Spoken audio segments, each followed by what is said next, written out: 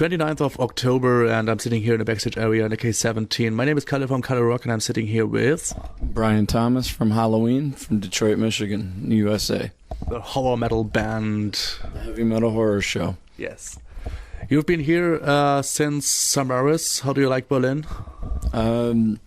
We just got into town just a little before we checked out the venue, and what we saw on the way in was awesome. And tomorrow we're going to go see some of the sights before we head to the next town. We've been having a great time over here in Europe. This is our fourth show of the tour. Yeah. And we have to say you exist since 30 years roundabout, and it's your It'll be 29 years this Halloween. Yeah, and it's the first time you've been on headliner tour in Europe. Yeah. Why did it take so long time? That's a good question. I guess the answer is usually money and opportunity. In the past, we had. Do I throw our original drummer under the bus? George Neal, our bass player, says yes. Throw him under the bus. Our original drummer, Bill White, refused. In the early days, we were invited 4 times to play Wacken. 4 times in the very beginning. And our drummer refused to come because he had never heard of it. It was new. Okay. It's now the biggest festival in the world, but at the time it was new. He had never heard of the festival. He couldn't get the time off work, and he said, I'm not going to fly to Europe and play for 20 minutes at 11 o'clock in the morning. I won't do it. 4 times we had to say thank you, but no thanks. So that may have had something to do with how long it took for us to come over. Finally, Oliver and Tariq from Keep It True brought us to play at Lauter Korninghofen. And from there, we were asked to come back and play at the Headbangers Open Air with Jürgen and the people from Hellion Records. And then in 2009, we got to come and play Sword Brothers with Volker, and that was in well, you know where it was, Andernach. Yeah. Yes, and now we get to come back and actually do a little bit of a tour, and we're having a great time. Yeah. First time in Europe ever. That's awesome that you come back to Germany and for a tour. So thank you very much for that. Thank you for having us. Yes. But let's come a bit to your history. Do you remember how does it start in the beginning as you were a child with rock and metal music? For me, yeah. I started with more commercial stuff. When I was a kid, I liked bubblegum music, 1910 Fruit Gum Company, Ohio Express, bands like that, like old. And then I discovered Tommy James and the Shondells, and I started listening to hippie music. And then my next door neighbor to where I lived was listening to the James Gang with Joe Walsh, Black Sabbath, Deep Purple, and Led Zeppelin. And as soon as I heard those, look, see that? Yeah. Chills. That's exactly what happened to me when I heard those bands. And I knew that was my true love was music. And so from that point on, bubblegum music was, kid stuff, and heavy metal has been my life ever since. And what was the first instrument you ever played? First instrument I ever played was a drum when I was under 1 year old. My mother has a picture of me. In fact, I think it was on my first birthday, and I beat the hell out of a little metal drum. I actually took drum lessons too when I was in high school. But see, I was smarter than drummers. I decided I didn't want to carry a big instrument around with me and have to set it up every time. And then I played guitar for a little while, and I realized I wasn't very good at that.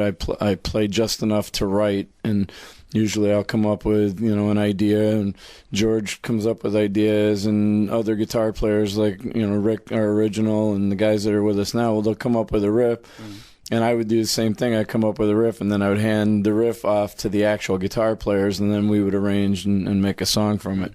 I think I fell into singing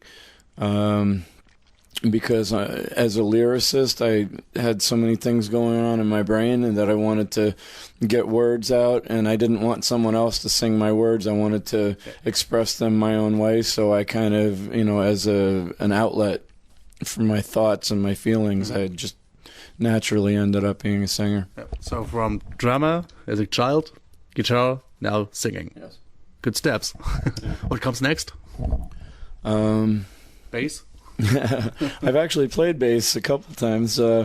When George was having a birthday, I took his bass from me, and we do a song called Happy Fucking Birthday to You. It's at the end of the Horror Fire CD. And so we had him go out in the audience, and I played bass and sang, and I'm sure it was horrible. No, you also played the Battle. Oh, yeah. He played bass on the Battle. Okay. That was, 20 years ago? Yeah. Okay, long way to go. And then the whole stage show thing came because when I was in school, junior high school and high school, I was in drama club, and I was like amazed with all the scenery and the props and how that all came together. And so that kind of carried on with me when I got into music. And, growing up I grew up in New Jersey, right near New York City. Mm-hmm. So as a teenager, I went to a lot of Broadway plays. Well, some musicals, like the musicals that I liked was like Godspell and Jesus Christ Superstar because they were rock. Yeah. And then obviously later on Phantom of the Opera. I liked scarier things. Always been a big fan of Halloween, the holiday. Always been a big fan of horror movies. And anything scary, thrill rides at an amusement park, anything that scares people, I thumbs up. And so the drama and all of that kind of came in. And we were just telling our tour manager today in the van on the way here that how things started out. A lot of people think, they're just like Alice Cooper or Kiss. Well, we obviously love those. Well, the imagery, the makeup, and the stage show and whatnot. We love those bands and we pay tribute to them. But when we started out, those bands, both Alice Cooper and Kiss, were taking off the makeup and were scaling down because disco music and pop music, and they were trying to, be more like what was happening on the radio so that they could sell more records. And when we started out, we got together at the end of October in 1982, and we had my basement where we rehearsed was all decorated with skulls and pumpkins and spider webs and candles, and it was decorated for the holiday. And Rick, our original guitar player, said, why don't we just call the band Halloween? And we all laughed and go, oh, well, how about Christmas or Easter? We kind of made a joke about it. And he says, no, really, we've already decorated, we already have a stage show. And the drummer that was with us at the time was good friends with another drummer that was playing in a band called Seduce, and they were starting to become popular in Detroit, and they were writing a song called Halloween. So Chuck, our original drummer, well, sort of original drummer, said, no, I won't call the band Halloween because they'll think we copied their thought and their idea. And so he refused, and so we had to come up with a different name. And so for 1 year, we called the band Bitch. And the reason for that was because when we were young, like TJ's age, we had our hair ratted up. We would wear makeup and stage clothes and jewelry and boots. And, and then we would go to the store or to the movies or the mall, and we would walk around looking like that. And dudes were always mistaking us for girls. Like Twisted Sister? Yeah, exactly. They would whistle at us, and then we'd turn around and they'd be like, oh, it's dudes, And so we thought, well, the name Bitch, like we didn't wear girly makeup. Like Twisted Sister kind of played it more to, we look like crazy girls. We look more like, like Joan Jett, like we'd kick your ass, if you messed with us. And so we decided to go with that. I don't know why that was better for Chuck than Halloween, but so after a little while, Chuck was out of the band. Actually, he wasn't with us for a long time. But once a year had passed, and we were using the stage show and the nickname, the Heavy Metal Horror Show, from the beginning. I mean, the flyer said, Bitch, the Heavy Metal Horror Show. And so we started getting really popular over that year. A lot of members came and went from the band. And when the year was up, we decided, why didn't we go with Halloween? Screw that guy, and let's go with our original name. So Bitch was an issue at that time. Yeah, and then Betsy Bitch from Los Angeles came out, and we're like, oh, now we got to fight for the name. So we were like, well, let's just go back to our original name. And so we, by design, made a final show for Bitch. And all of our fans were like upset because they loved coming to see us. We had a great following. And so we knew in secret that we planned on just changing the name. So we get to the venue. We have a brand new Halloween backdrop, and we put the bitch backdrop up in front of the Halloween backdrop. And it's on October 31st. At 2 minutes to midnight, we went on stage, and we said, hello, this is our last show. Bitch is no more. And I go, from now on, you can call us Halloween. And we ripped down the bitch banner. And we actually became Halloween on stage in front of an audience at 2 minutes to midnight on Halloween night in 1983.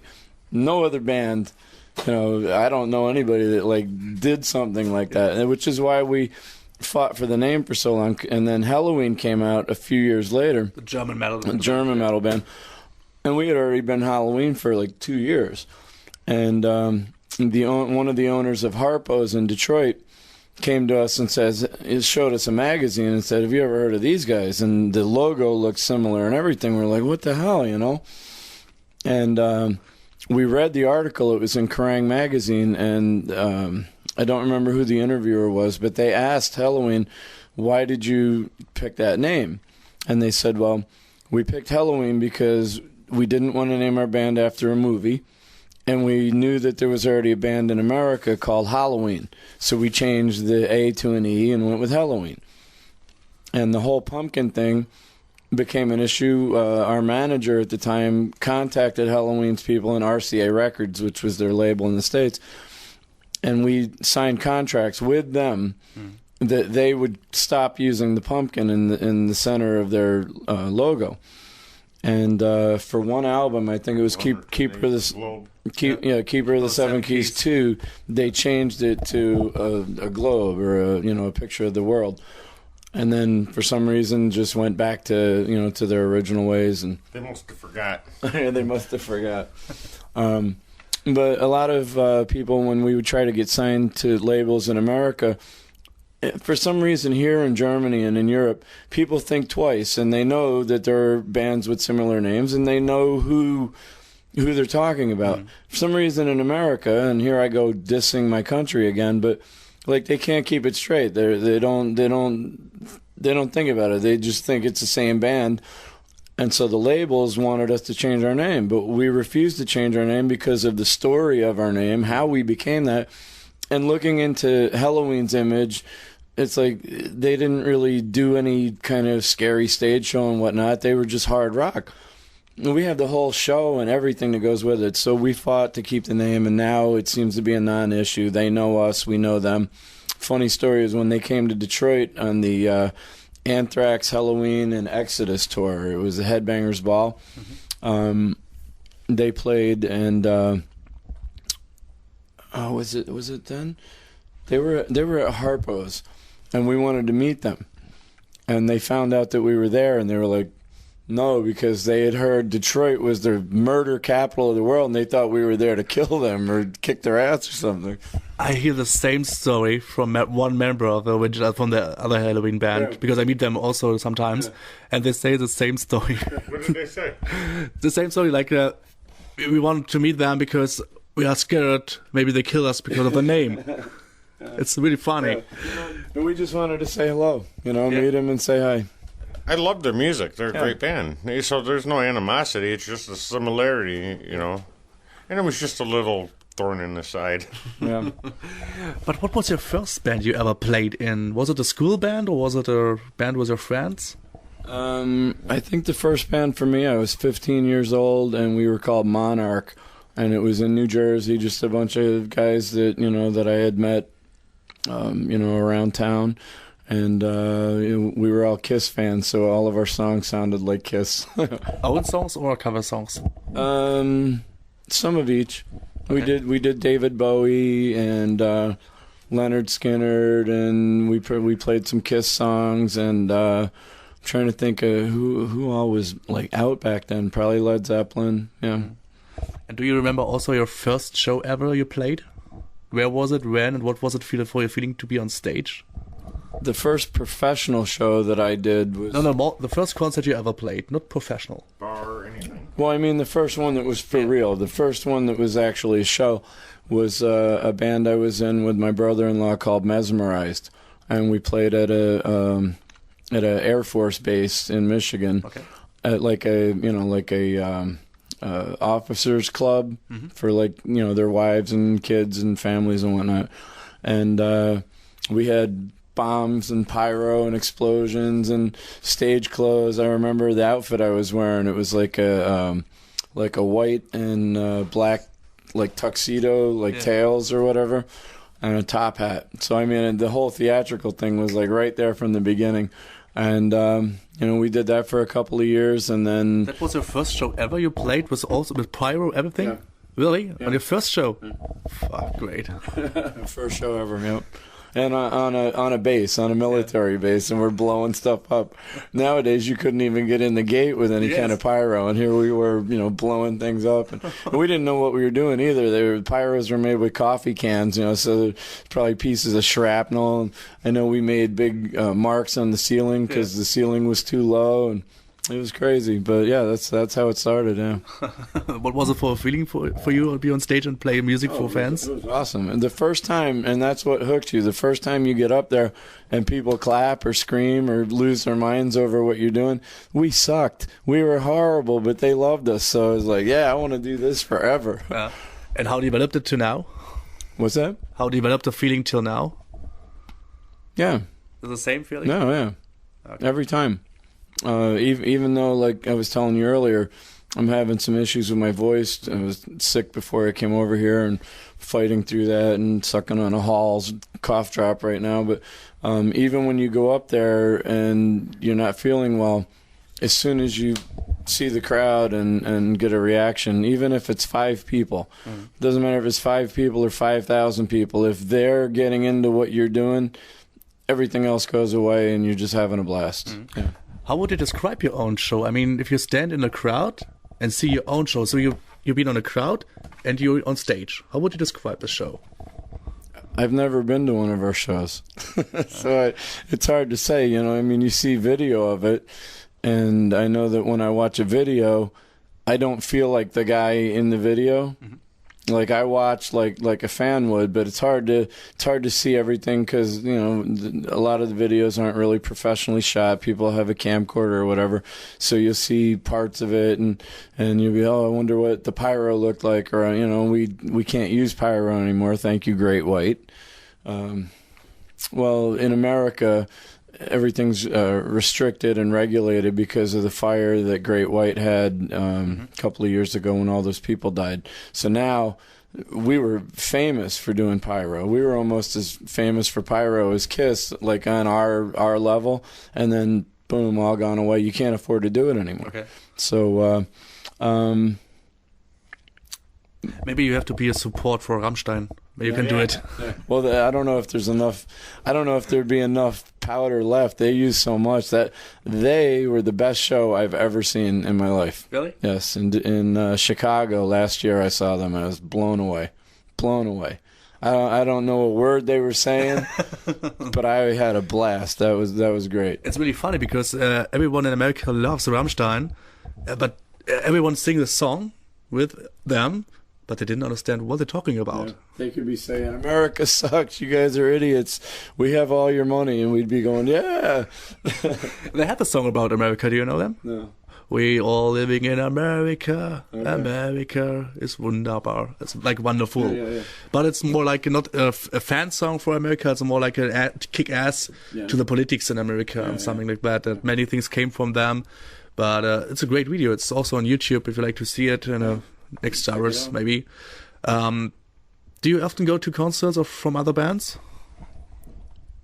I do, but now I work in the industry. I'm a stagehand and a lighting tech, and so now that I've been behind the scenes with my own band and then going and putting up a lighting rig or video screens for Brooks and Dunn, Beyonce, Kiss and Aerosmith, whoever comes through, it's like it kind of takes some of the magic away because you know how everything happens, and so probably the biggest problem for me was going to concerts in my own town people would know, George and I would go to a lot of shows, and they would know us from Halloween. So we didn't have any special favors. We wouldn't get free tickets from promoters and whatnot. We had to pay like everybody else. So you pay $100 to go see a concert, and the entire time you're there trying to watch the show, somebody's interviewing you or asking you what's going on with Halloween or telling you that they love the band, which is awesome and amazing. But I just paid $100 to watch Kiss, yes. and now I'm talking about Halloween, and it's like, I just want to watch the show. So now, I go to the ones that I really want to see, and I try to stay out of sight and just watch the show so that I can enjoy it. But, most of the time when I see a show, it's because I'm working it. Yeah. Is there a band you've never seen before and you would like to see them? The Beatles. Oh, okay. Okay, which is existing right now? I think I've probably seen them all. Really? Yeah. Wow. Lucky man. Yeah. I think I've seen all that I would be interested to see. Yeah. What about the metal scene in New Jersey and where you stay right now? I mean, are there good bands and clubs to go there? Would you prefer to other bands and other fans? I've been away from New York and New Jersey for the whole life of the band. I go back to visit, and we've played in New York several times, and it's cool there, but there's not a strong metal scene. It kind of like peaks and valleys. Sometimes there'll be a lot of metal, and sometimes they're listening to rap and R&B and dance music, and so I mean just probably like it is in most big cities. In Detroit, we're kind of spoiled because there are good bands and there are good clubs, but a lot of the people that run the clubs and that run the stages and take care of the bands, they don't give a shit. So the bands will come in high as a kite, like ready to kick ass, and by the time you hit the stage, your spirit is broken because everybody treats you like shit. Okay. And so it kind of kills the scene, but we've got the Token Lounge, Blondies, the IROC, Harpo's, the Emerald Theater, what else? The Hayloft, Royal Oak Music Theater. I mean, there's Magic Bag. There's like 10 or more places to play. Some of them are gone now, Harpo's, and you get treated like crap there. Even some of the national acts that come in don't get treated well. And so some bands that are like on an up-and-coming national level, they won't even come to Detroit. They'll go to Flint, which is 100 miles north of Detroit, and play at the Machine Shop because they don't want to deal with the way you're treated in Detroit. Okay. The government in Detroit is corrupt. It's just a bad scene. But there's good metal bands there, or there were. And then they just break up because you get tired of banging your head against the wall trying to get ahead. And I don't know, we just must be stupid because we just keep going. And, what? Did I say something? When the club owners treat the band like shit, or the production and stuff, it shows in the performances, which sometimes that will take away. And the fans, they get that, and they see that you're not having the best performance you can for what reason or not, and the crowd just keeps getting thinner and thinner. And just some of the clubs they used to be great at one time back in the 80s. They used to be great back in the 80s, but, it's like as time went on, I don't know if it's ego or just they don't give a shit anymore, but when it's like quicksand. If the band goes in to load in and they say you load in at 4 o'clock and nobody shows up till 7, well, that starts to break your spirit first. And then you go in and you go to a venue and they'll have a big venue with little speakers this big, like 3 of them. That's another thing that breaks your spirit. No lights. So the fans can see that in you, even though you're up there trying as hard as you can. And that's part of the reason, and you feel like you're ripping off your fans, because you have no control. Your hands are tied. They're treating you. They're treating your fans. They're treating everybody like shit. Okay. But if you want to play, you have to play at these places. Yeah. So what do you do? It's crazy. Never heard of that before. So That's here in Berlin, so in other countries it's luxury for you, right? Ask Billy Milano and MOD how they got treated at Harpo's back. This was like in the 90s. Okay. They got beat up. Their bass player was put in the hospital, and people from the club kept their equipment because they got to go on stage for 15 minutes. MOD was a big national act. Big, 15 minutes they cut them, and they didn't even have the class to say one more song and let them finish out. They shut the power down. And so Billy Milano went to the edge of the stage and said, "Fuck this place up." And so the crowd rioted. And because of that, the bouncers beat the shit out of the band and locked them out without their equipment. And that wasn't, I mean, there were other stories like that. They did things like that to local bands. There's new people in there now, but people hear stories like that, or they hear that, your car's going to get broken into if you go to Harpo's. Well, people have gotten killed out in the parking lot. Yeah. We played there one time, and they wanted us to bring the whole big stage. Yeah. Right? Bring your stage show. Bring the whole big stage show. All right, well, they'll let you in to set it up, and then... Which is a full truck. Yeah. I mean, a full truck. We bring a lot. I mean, if you've seen pictures or video of our shows, especially at Harpo's, bring your stage show. We get there, and nobody there to let you in until 8 o'clock at night. It takes like 5 hours to set that up and do it properly. And 8 o'clock, the doors open at 9, so you have an hour, and they know. They're in the back room laughing, ha, ha, ha, Halloween, whatever. Tell them what happens at 2 o'clock. Oh, at 2 o'clock, when you're done playing, the bouncers just start grabbing your things off the stage, throw them out the back door in the dark, in the cold, snow, whatever's happening, into an alley behind Harpo's, and they just put your stuff out there and shut the door. One time, huge stage show, they started taking things up into the truck. Well, things go in cases, and they have to go in, in order. And the bouncers just started putting stuff in the truck. So when I got done, I'm sweaty, I'm cold, have to go out in the snow and help load the truck because I'm the one that knows how everything goes. Yep. And come out there, and the truck is full, and most of our stuff is still on the ground. So I have to take everything off it. So I have to unload the truck now and put everything in the proper cases, and things are laying on top. It was a nightmare. Like the sun is coming up. It's 5, 6 o'clock in the morning, and we're still trying to find if somebody walked off with our props and our equipment. There's panhandlers and homeless people coming up and trying to hit you up for money. It's nuts. And they turn the lights off and lock the door, and they leave, and you're out there with a mess. Right now also, or just was it back in the 80s, 90s? That was back in the 80s and 90s. Nowadays, I don't know, because they won't have us there. You have to pay to play at Harpo's. Only thing I can think of back in the 80s, my incident was a microwave. Some guy was out on the side of the building, and these were when microwaves were pretty new. He's like, "Hey man, you want to buy a microwave for $50? I'm like, "Sure." So he's like, "All right, take me across the street." I got him in the store in the back room.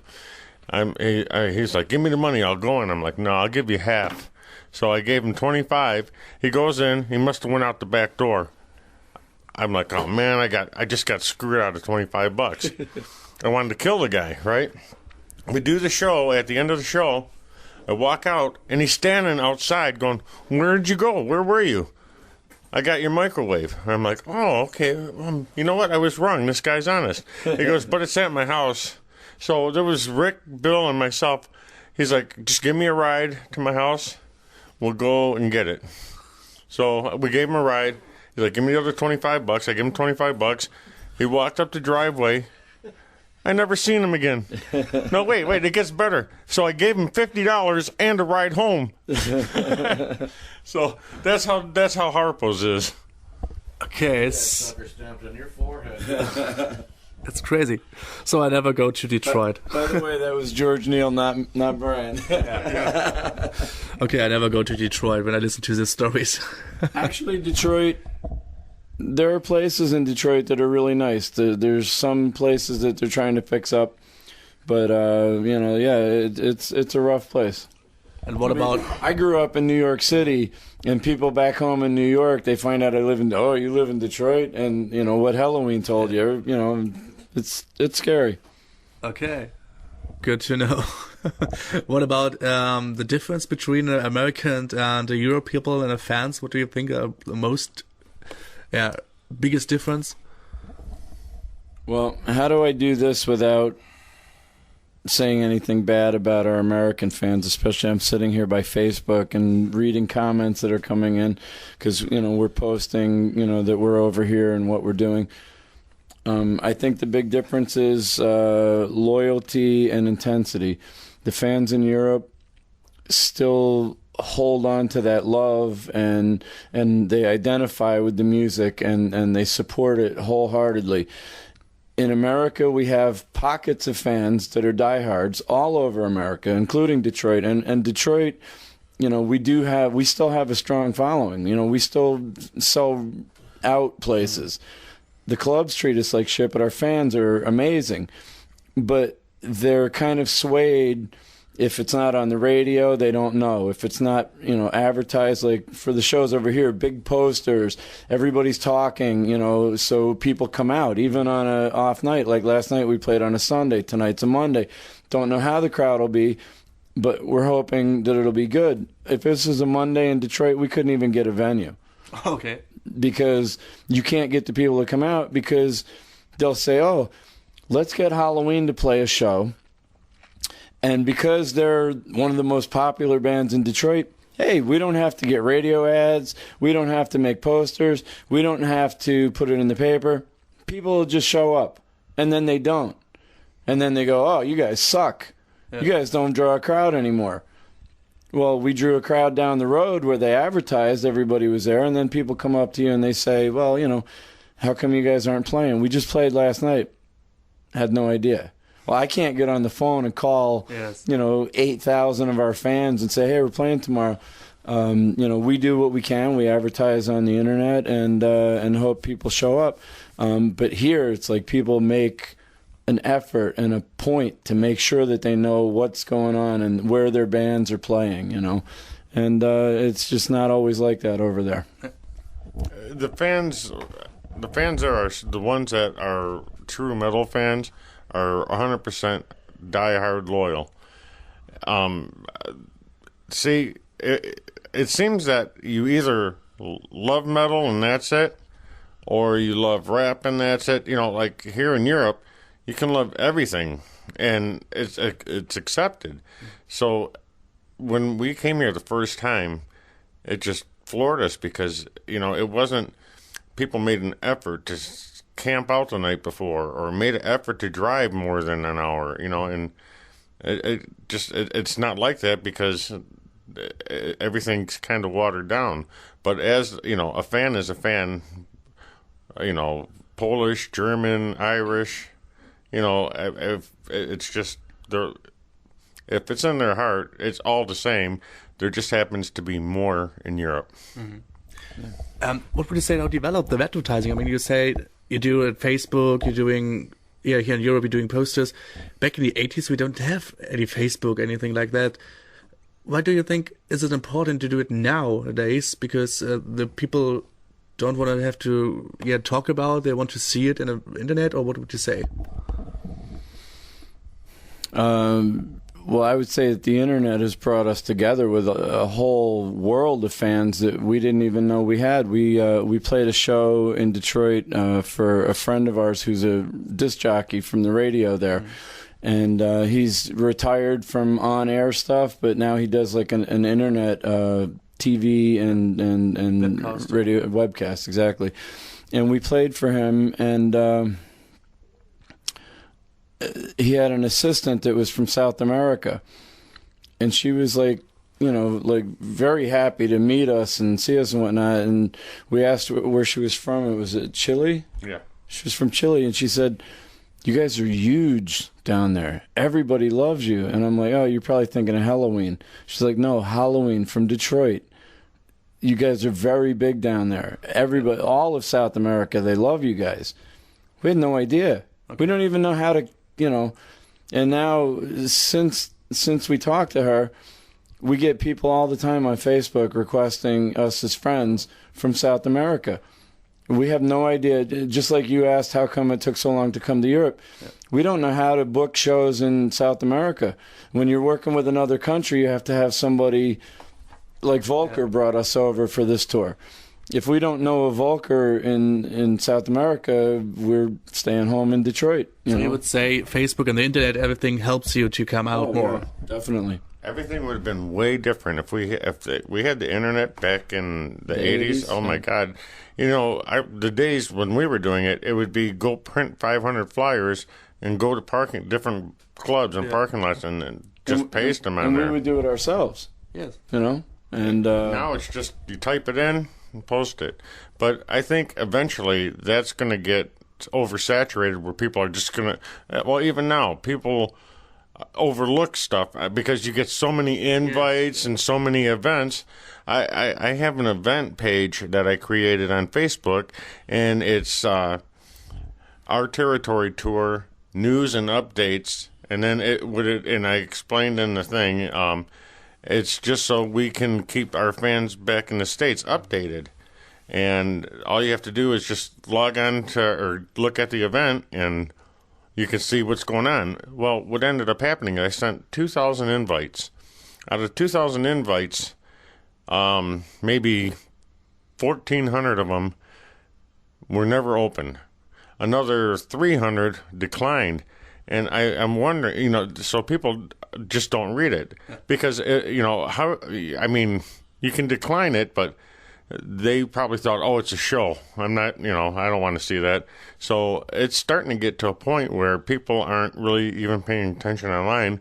They're going on looking for a specific thing. So I think that's going to end up getting worse. We're going to have to think of a different way to advertise through these, So and most of the time what I do is we create YouTube video ads instead of a flyer. Like a trailer? Yes. I saw your trailer from with a pumpkin was speaking. It was funny. Yeah. Oh, yeah. Never seen that before. That a pumpkin speak, and was it your voice too? Some of them were. Some, and I do some. I do all the animation. I do some pretty funny ones too. I could take like anybody's face and put a different voice to it. We're practical jokers, especially this guy. But yeah, and so I figured, well, people won't always just read the flyer to see the logo and that's it. But if they get this on their thing, they can actually watch it instead of have to read it. They can hear it and have a visual. So, that's just was one way. Just you always try to do something more, because if you do the same thing everybody else is doing, like he says, people just overlook it, And there has to be a happy medium because the internet and online is how most people are getting their music now. Especially over here I see that there's still CDs, but in the United States it's like you bring a CD and they look at it like, what do I do with that? Really? Oh yeah, they want to download their music. Fuck off. Yeah. But in the metal scene, is it here in Germany? They like to have CDs, vinyls. That's how I am. I love to hold it in my hand and look at it and read the liner notes and the lyrics and whatnot. To see the cover and the artwork and everything else. So in America, it's important. They just want the MP3. They just want to listen to the songs that they like and download them. Some of them will pay for it. Some of them will steal it. But they just want. Yeah, 80% now from our record sales. It's between 70 and 80% of our entire sales is digital downloads, and CDs. I mean, for every CD we sell, we get like 4 or 5 downloads. So I now that the vinyls are coming out, you got your vinyl collectors; those are going really fast, but I still have 6 territory LPs at home. We didn't get that many, but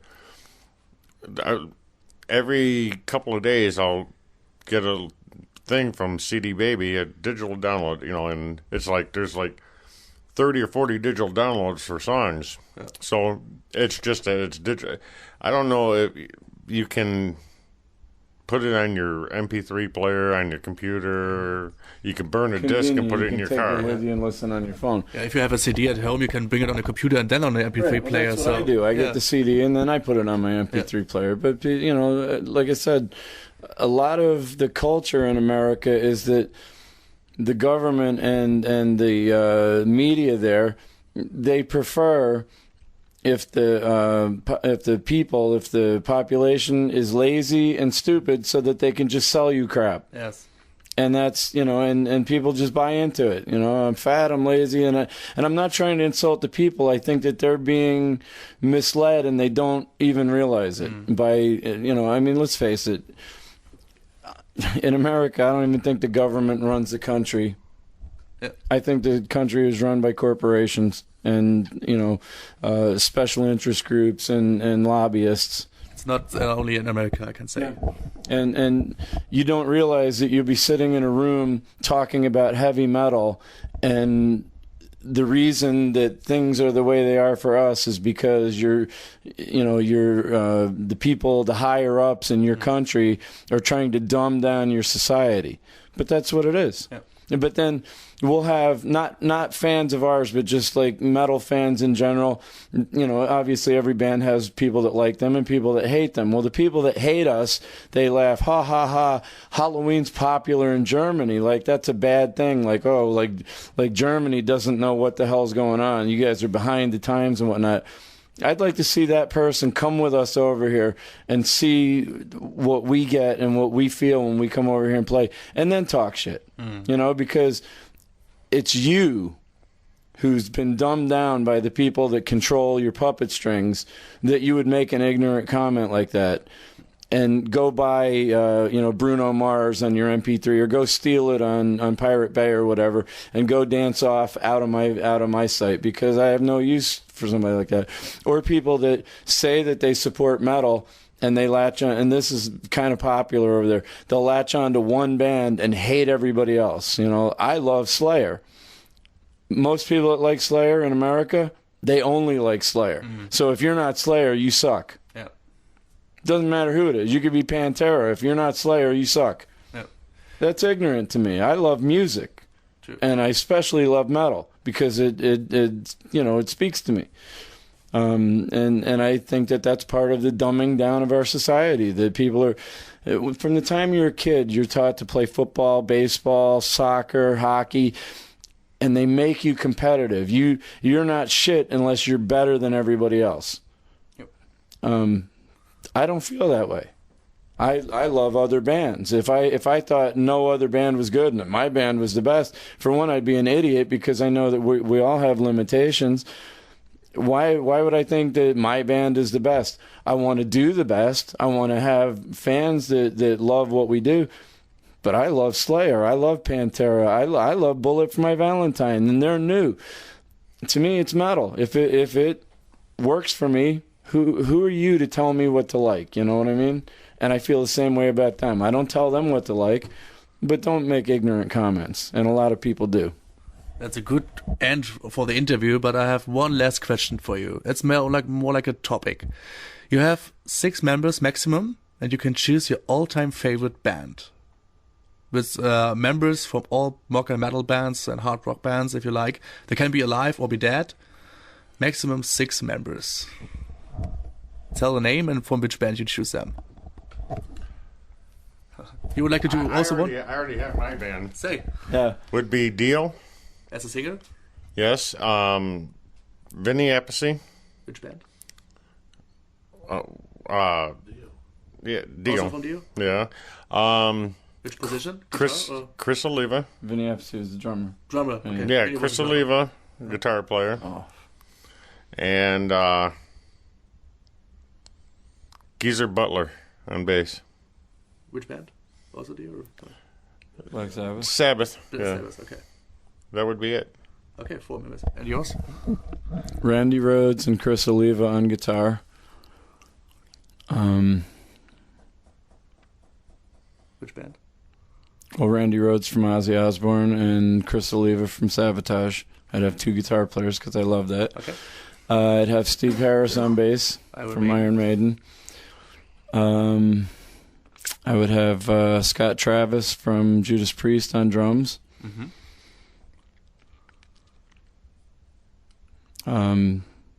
Don Airey, keyboards. Which band? From Ozzy Osbourne. Okay. And I think I know. Do I get to pick a singer also? You can also... Or would I be singing? Yeah, of course. I'd be singing. Okay. It's a nice band. Thank you. Old school heavy metal or another genre? Old school heavy metal, but we would evolve. With a special horror show. Yes. Okay. Then thank you for your time. It was a good talk. I hope you liked the question. Okay, most of the time you talk. Did you want to know anything about our new CD?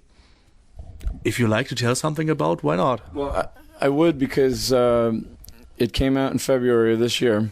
And I would just like to say, just because some of the reviews and some of the interviews that we've done, people have asked about the length of the CD and the production of the CD.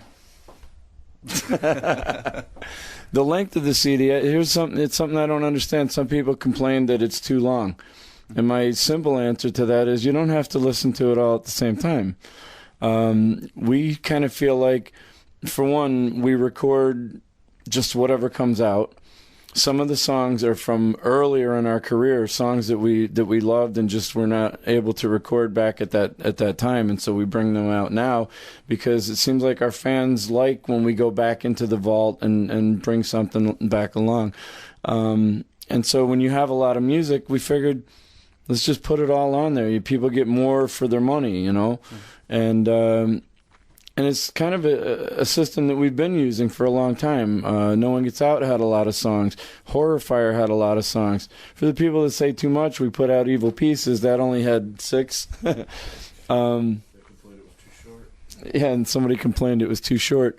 But with Territory, what happened basically is that we had a lot of songs, and we couldn't pick one to leave off the album. Somebody said, oh, well, you should have just made it with a certain amount and have the others as B-sides. But then we feel like we're ripping people off because then you have to buy something else to get the B-sides. So we just put it all on there. And the production issues, Donnie Allen, who was our guitar player until last year, right, had gotten ill and needed an operation to save his life. Okay. And when he got sick, we were at the part where the guitar solos, the whole record had been recorded except for the guitar solos. And he got sick, so he couldn't finish the record. And we came up with a couple of different ideas. We reached out to all the other guitar players that we respected in the Detroit area. In fact, some of them still play on the record. Billy Gray, who had previously been in Halloween. Chuck Stoll from his former band, Rob Brugg, our drummer, was at one time in Damien, and Chuck Stoll is a guitar player from Damien, another great band. And so Chuck plays some of the solos. And Don Gurrier, our new guitar player, plays some. But we were going to have David Black from Seduce. We were going to have Joey Gatos from Weapons. Other named players, Rachel May from Broadzilla, Maxine Petrucci from Madam X. All these people live near us. So we were going to say, hey, the record is called Territory, which is obviously a play on words, and it kind of represents where we're from and our stage show, our area, our state of mind. And so we thought, well, let's show off the people that live in our territory. Mm-hmm. And that was a really good idea until everybody said they would do it. Razor Ray from Motown Rage also was going to do one. Everybody said they would do a solo, and then we're waiting and waiting and waiting, and some people sent some in. Rob DeMoss from my other band, Siren, was going to do one. Some people sent them in and some didn't. We're like, well, time's ticking. We got to get this record done. So eventually, Rob ended up doing 2 of them. Don wrote some more solos. Did you do 2 or 3? Who played the solo on Caught in the Webs? Was that you? You did I Lie Awake and Traipsing too, didn't you? So isn't that 3? Oh, Donnie did I Lie Awake. Okay. And then, so all this time goes by. Donnie has a liver transplant, and once he's well enough to perform again, we had him come in because we're still waiting. We've not gotten solos finished. Don didn't finish all of them, and so we said, Donnie, if you're feeling up to it, come back and finish the record with us. And he did. And by that time, George had already made how many, like 100 different trailers saying, oh, the new album Territory is coming out on this date and this date and this date, and it just kept getting delayed and delayed and delayed. And so finally it got to the point where people were screaming, like, where's this record we've been hearing about for all these years? So Rob, who, mixes and produces and whatnot, it's like, now you're under the gun. Now it's like, hurry up and get it out by Christmas. And there's tracks that haven't been listened to in years. There's tracks that were recorded in one place, other tracks that were recorded somewhere else, then guitar solos that were recorded at his house on a completely different studio. Yeah. So you're trying to put this all together like a jigsaw and hurry up and get it out because people are saying, a contract to release this record by a certain day. Also in a brand new studio because I moved. Yeah. So the studio that the final mixes and mastering were done in were untested. We had just moved into the place. So, yeah, it's that made things interesting too. Yeah. So at one point you just get to where you have to put the record out, and it is what it is. And some of the reviews, they pointed out the production and they pointed out the length, and so not to make excuses, but the truth is the truth, and that's how things happen. But we're proud of the songs. We love all of our songs. We've had production issues from the beginning, and again, going back to your very first question, it's money.